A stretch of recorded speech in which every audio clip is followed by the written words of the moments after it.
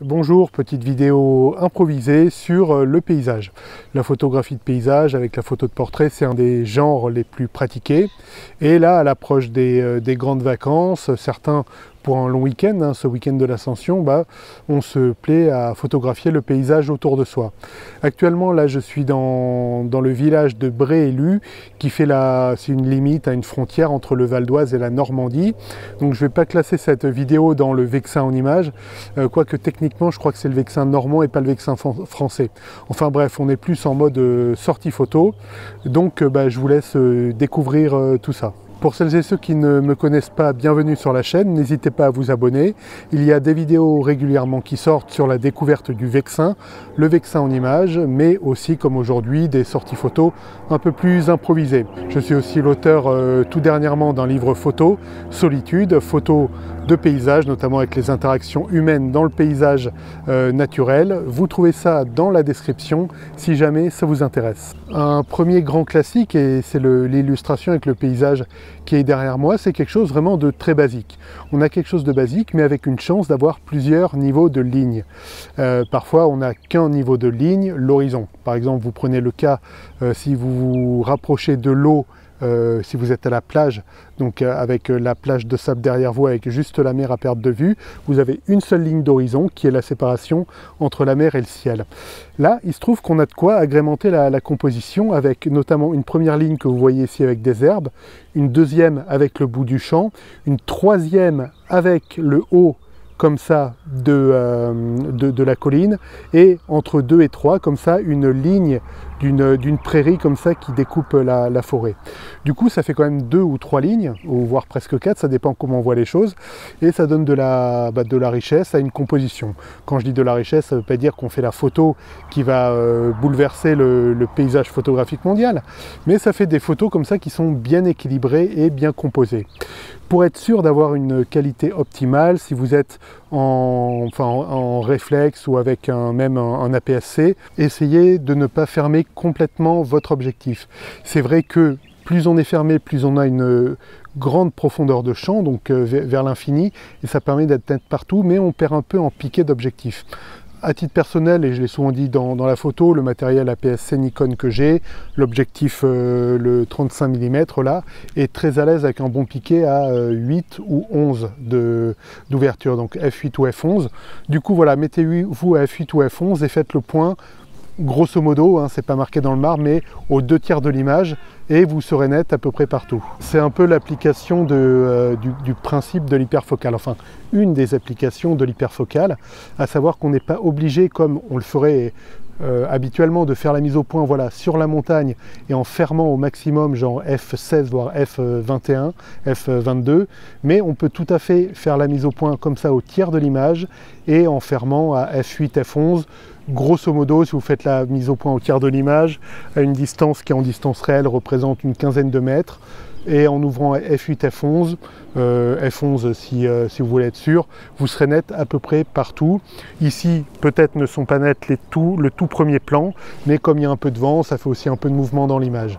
Voilà, donc un premier principe de composition, exploiter comme ça, quand il y a beaucoup de couches, de surcouches de lignes, comme on a vu, ça évite d'avoir juste une seule ligne d'horizon, et faites attention à avoir un bon piqué.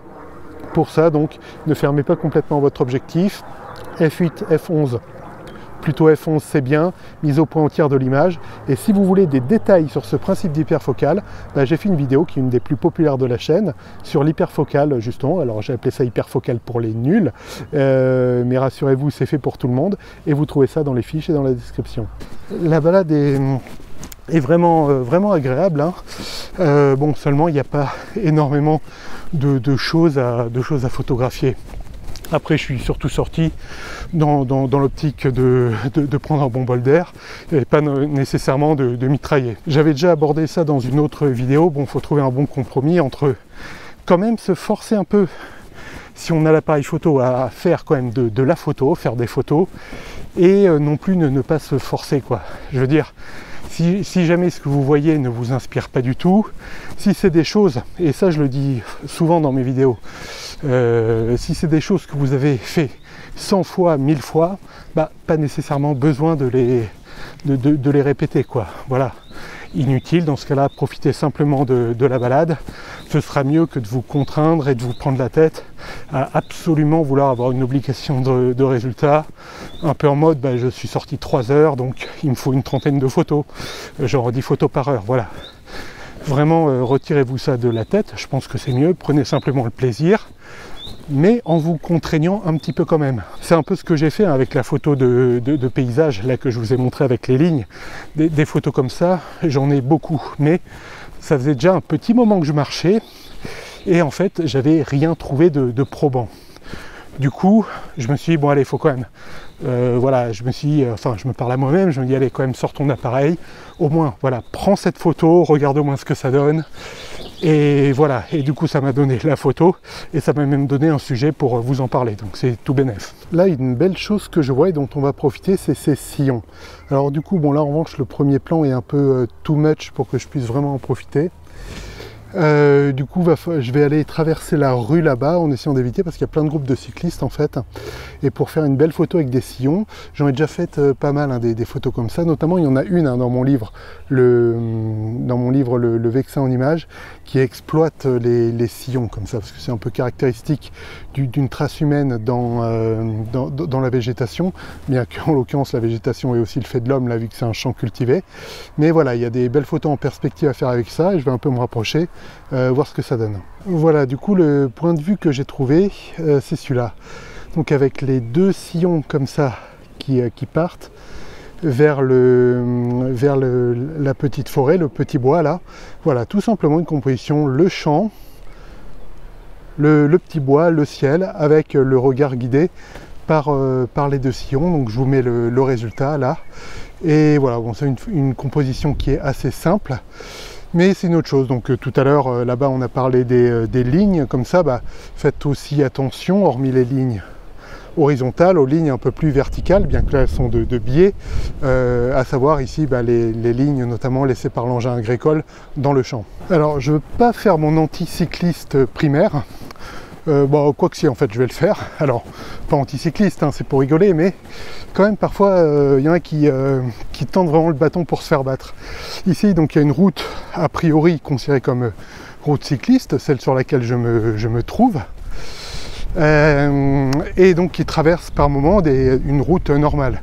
Et il y a de gros groupes de cyclistes, parfois 10 ou 20, voire j'en ai vu un là, je crois qu'ils étaient une trentaine, et donc dans ces moments où la route cycliste traverse, il y a marqué, dans ces moments où la route cycliste traverse une route normale, en plus une route où ça débite un peu, il y a marqué mettez-vous à pied, vélo à côté, quoi. Voilà, en gros descendre du vélo, il y a des panneaux très clairs, et ils ne le font pas en fait. Et là il y avait un groupe donc avec des enfants très jeunes qui n'étaient pas descendus de leur vélo, qui du coup avec le ralentissement s'étaient cassé la figure. Et voilà, du coup des choses qui peuvent être assez dangereuses.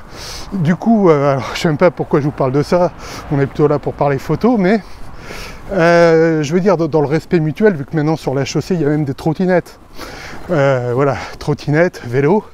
Je veux dire, s'il n'y a pas des règles minimum respectées par chaque partie, voilà, c'est tout simplement pas viable. Et c'est en plus énervant. Et dans le cas d'un vélo, ça peut être très dangereux. Voilà. Un autre principe dont j'ai déjà parlé dans une autre sortie photo, c'est tout simplement le cadre dans le cadre. Ici, il y a donc le paysage que vous connaissez, qu'on a déjà vu au début de la vidéo, qui est derrière moi. Et en plus, il y a ces buissons, ce coup-ci, qui peuvent former un cadre pour l'image. Donc je fais là défiler 1 ou 2 photos que j'ai prises. Et pour le cadre dans le cadre, il y a en gros une optique à définir. En gros, est-ce que vous voulez que le cadre soit flou, à savoir qu'il soit juste une texture pour peut-être mettre en valeur ce qu'il y a derrière, ou est-ce qu'il fait vraiment partie de la photo. Cette nuance, j'en avais pas vraiment parlé dans la première vidéo que j'avais faite sur le sujet du cadre dans le cadre. La vidéo, je vous la mets dans les fiches et dans la description là. Mais voilà, pensez à ça, à savoir qu'ici j'ai quand même pas mal fermé l'objectif pour ne pas que le premier plan soit trop flou. C'est le parti pris que j'ai eu en fait. Après vous pouvez opter pour un point de vue complètement différent, avec une profondeur de champ très courte, et donc flouter l'avant-plan avec une ouverture plus grande, par exemple, enfin F8, F11, ou même y aller carrément franco avec une ouverture comme par exemple F3.5 quoi. Voilà, du coup pensez à ça, le cadre dans le cadre, un bon moyen je trouve de dynamiser des compositions et en tout cas de varier les photos de paysage. On est sous Luminar pour traiter une des photos prises aujourd'hui à Brélu. Tout d'abord donc le cadre. Alors je procède en général en faisant le cadre. Vous voyez là il y a deux petits trucs qui me plaisent pas, c'est que là cette belle ligne ici est interrompue, mais on voit l'interruption ici avec un arbre d'un autre plan qui me plaît pas beaucoup, et il y a un petit bout de bois ici qui est trop présent pour qu'on le voit, mais pas assez présent pour être vraiment un sujet de la photo. Du coup on va un peu couper tout ça, donc hop, voilà, je retaille comme ça, je retaille comme ça. On va peut-être retailler après, mais déjà, voilà, là ça me plaît assez. Avec une proportion de ciel qui est escalée, c'est vrai qu'en général, j'aime bien en mettre un peu plus, surtout quand il y a un beau ciel comme ça. Mais là, il y a vraiment, comme j'ai dit, quand on a fait la prise de vue, il y a un avant-plan avec ces herbes, il y a un deuxième plan ici, un troisième avec cette haie, et presque un quatrième ici avec la forêt au fond. Voilà. Du coup, une des premières choses que je fais, alors ça c'est spécial dédicace pour les Nikon APS-C de génération, on va dire 3300-3500, c'est qu'en général ils sous-exposent. Et j'ai vu dans les commentaires que je ne suis pas le seul à constater ça, donc je surexpose un petit peu ici, en veillant à ce que l'histogramme ne soit pas complètement à droite, complètement brûlé, ou complètement à gauche, complètement bouché. Hop. Voilà, donc de base, je me mets entre 0,20 et 0,50. Après, j'affine ensuite. Je fais donc, pour améliorer le contraste un peu, je descends les noirs comme je peux. Là, on voit qu'il y a des zones qui apparaissent bouchées assez tôt. C'est ici, près de cette haie là. Donc, on ne va pas boucher hop, des masses. Et de toute façon, il n'y a pas non plus besoin de contraster comme un bourrin. Là, au niveau des blancs, on voit qu'on commence à être brûlé très tôt, ici sur le blanc du nuage et au milieu du ciel. Donc, hop, on va un peu... De toute façon, on ne fait pas de mal à éclaircir. On ne va pas non plus trop éclaircir, sinon là, on se brûle complètement. Mais, hop, voilà, comme ça. Voilà, donc de base, ouais, on a déjà bien travaillé. Avant, après. Mais vous voyez, c'est pas criard non plus. Voilà, c'est pas de la grosse retouche qui tâche. Voilà. Alors j'aime ajouter effectivement un peu de vibrance. En général, j'en mets entre 15 et 25. Donc j'ajoute un petit quart comme ça. Voilà, pour donner un peu de peps. Je ne touche jamais quasiment à la saturation. À part peut-être pour un réglage fin du ciel. Parce que là, c'est vrai, comme on a fait le point noir et le point blanc, il y a le point blanc qui est très tiré. Du coup, il y a moins de texture dans le ciel. Et j'aimerais bien en récupérer un petit peu. Donc en se mettant sur les bleus et sur l'indigo, en général, on baisse un peu sa luminance. Et voilà, on récupère un peu de matière. Après, on va mettre un filtre pour vraiment récupérer là beaucoup de matière. Et comme je disais, c'est un des seuls points où je touche parfois un peu la saturation, où j'augmente un petit peu, mais là, ça apporte pas grand-chose. Vous voyez, il ne faut pas l'augmenter de trop. Mais là, ça n'apporte pas des masses. Donc je vais la laisser telle qu'elle. Voilà. Donc en l'état, ça me plaît bien. Hop, peut-être, hop, voilà, rehausser un peu son exposition. Et comme je disais, là, je vais regagner un peu de matière dans le ciel. Du coup, le filtre, le dégradé réglable. Là, bon, je vais faire avec un pinceau. Hop, donc il y a plus rapide, hein, on peut faire par zone. Mais voilà, je vais vous montrer comment on fait par pinceau. Hop, voilà, on peint. Il n'y a pas besoin d'être très précis, hein. On peint la zone. Et cette zone, tout simplement, pour regagner de la matière, on baisse un peu l'exposition. Vous voyez, il ne faut pas trop la baisser. Là, ça sera un peu criard. Mais on va la baisser comme ça. Voilà. Hop, voilà. Comme ça, écoutez, comme ça me va bien. On valide le filtre. Vous voyez, c'est vraiment du traitement photo, hein, plus que de la grosse retouche criarde. Voilà, là, ça correspond vraiment, dans mon souvenir, à ce que j'ai vu quand j'étais sur place. Voilà. Allez, un petit chouille quand même pour de saturation sur le bleu, mais vraiment point trop n'en faut. hop, comme ça. Est-ce que je vignette ou pas? Ça, c'est mon grand truc, hein. J'aime bien vignetter les photos. Ouais, bof, bof. Oh, quoi que si, ça cadre un peu. Si, si, j'aime bien. J'aime bien. J'aime bien. Hop. En augmentant l'exposition. Voilà. Vous voyez, là, on se fait un avant. Donc, avant. Après, voilà. J'ai fait vraiment un traitement qui permet de ne pas être trop lourd et d'être fidèle à ce que j'ai vu, tout en faisant ressortir la beauté du ciel et en mettant bien en avant le premier, deuxième, troisième et quatrième plan. Allez, on retourne sur le terrain pour conclure la vidéo. Voilà, merci d'avoir suivi cette peut-être plus courte vidéo que les autres sortie photo. Peut-être qu'il y a des termes techniques là que j'ai employés, ouverture, hyperfocale, tout ça, et vous n'êtes pas trop familier et vous découvrez la photo. Je vous laisse une playlist dédiée les bases de la photographie. Ça s'affiche là dans l'angle si ça ne s'est déjà affiché. N'hésitez pas à aller y faire un tour, à regarder tout ça. Donc on se voit là-bas, ou si on ne se voit pas là-bas, je vous dis à bientôt et d'ici là, faites de belles photos. Ciao!